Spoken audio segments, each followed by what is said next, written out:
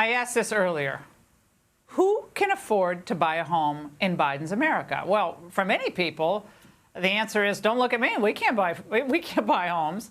Well, not only have wages, of course, kind of stagnated when you really take into account the cost of living, of course, mortgage rates are way up. So the cost of homes have spiked. According to Zillow, home buyers need to earn 80% more than they did in 2020 to afford a house. Okay, that's $106,000 per year. The median income in the United States, just over $74,000. Joining me now, Freddie Smith, a realtor in Orlando. Freddie, you and I have been on this before, but it's getting worse. I'm hearing it from the kids of a lot of my friends, first-time home buyers. When will this abate? Doesn't seem like it. It's going to. Yeah, it's only getting worse at this point. And we just need more supply. We need proposals, and we need some incentives for people to build more affordable housing, because the demand is just strong right now, and it's raising the price of the home. The average home sits around $400,000, and you do need about $100,000. But just 4 years ago, you could buy the average house in this country with a $50,000 salary.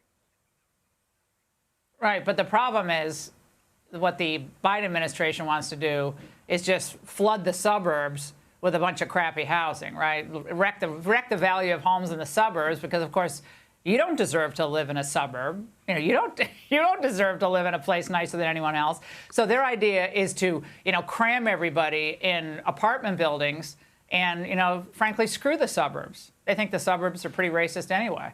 So it's to grow the economy. Isn't that the answer here? I mean, certainly was pretty cool during the pre-pandemic era of Donald Trump. Yeah, I mean, we need to focus on the economy. We need to get money into the hands of the middle class, because we're seeing the American dream being pulled away from the middle class as we speak. The past 3 years, the goalpost has moved from about $50,000 to now over $100,000. And I'm seeing every day through the comments on a lot of the videos on social media where people are living paycheck to paycheck on $100,000 a year, because they're spending 40% of their money on rent or 40% on their mortgage, their daycare costs, their student loans, and groceries. So we need to, help the middle-class Americans, and this administration, unfortunately, just isn't doing that. Oh, it's almost like, the old dictator saying, you will own nothing and be happy. I mean, that's what a lot of people are beginning to feel like. Barbara Corcoran, I know you know her, says what will happen if mortgage rates actually drop. Watch this. I think the prices are going to go through the roof, especially if interest rates come down another point by year end. I think everybody and their mother and their in-laws is going to come out looking for a new house. And the competition is going to be so fierce that house prices will have to go up.